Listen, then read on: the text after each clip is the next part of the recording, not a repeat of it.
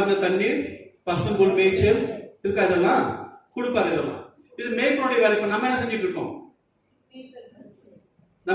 சொல்லுங்க பார்க்கலாம். மேய்ப்பனுடைய ஊழியம் மேய்ப்பன் தான் செய்ய முடியும். தீர்க்கதரிசி மேய்ப்பனா வர முடியாது. ஒரு சுவிசேஷம் என்ன வர முடியாது, மேய்ப்பன ஊழியம் செய்ய முடியாது. ஆனா மேய்ப்பன் எல்லா ஊழியத்தையும் செய்யலாம். ஒரு அமைச்சு சொல்லுங்களே, மேய்ப்பன் சபையை கொண்டு போய் சுவிசேஷத்தை அறிவிக்கலாம். ஆண்டவர் அறிவியல் அந்த தெளிவுபடுத்தும் போது தீர்க்க தரிசனமும் சொல்லலாம். சபை போதிக்கப்படுகிற ஒரு ஸ்தலம், டீச்சிங் பிளேஸ் இல்லையா? நான் நாளைக்கு அப்போஸ்தலன் என்ன செய்ய முடியும்? நான் சபையில உருவாக்கி போயிட்டு இருக்க முடியும். சோ நான் என்ன சொல்ல வரேன்னா, உங்களுக்கு ஒரு தனித்துவ ஒரு வாய்ப்பகத்தை கொடுத்திருக்கலாம், அல்லது உங்களுக்கு எல்லாமே கொடுத்திருக்கலாம். உனக்கு கொடுக்கப்பட்டது எல்லாரும் ஒழுங்கா செய்யும். எல்லாமே சொல்லுமா? அல்லேலூயா. சரி, இப்ப மோசே பத்தி வாசிக்கும். மோசே என்ன செய்யறாரு? அந்த வனாந்தரத்தை சுத்தி ஒரு வருஷ காலம் வந்துகிட்டு இருக்காரு. இந்த சுத்தி வந்த நாட்களிலே தேவன் மோசேயோடு கூட பலமுறை பேசினார். எல்லாமே சொல்றீங்களா?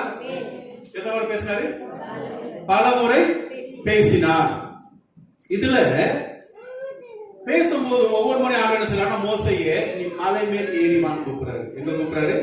நீ மலை மேல் ஏறி வா. மலை மேல் என்ற வார்த்தைக்கு அர்த்தமா கேட்டீங்கன்னா, அது பலி செலுத்தப்படுகிற அனுபவம்.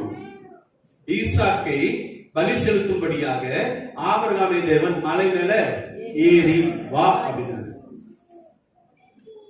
வெளிப்பட்ட விசேஷத்துல யோவானை பார்க்கும் பொழுது நீங்க ஏறி வா.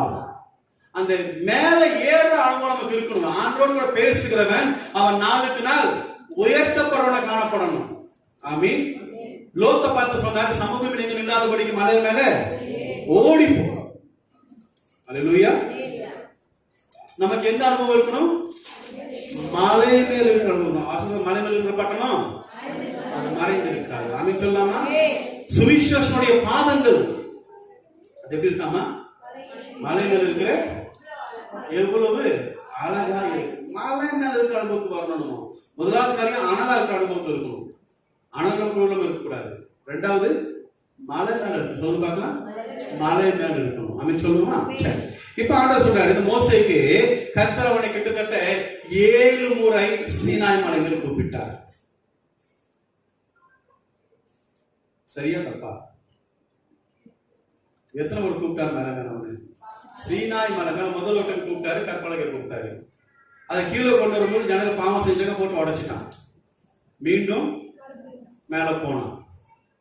அப்ப எத்தனை முறை போயிருக்காரு? ஆஸ்கமா சொல்லுங்க. இப்போ யாக்கோபு 1 அதிகாரம் 3 சொல்லப்பட்ட மாதிரி பேச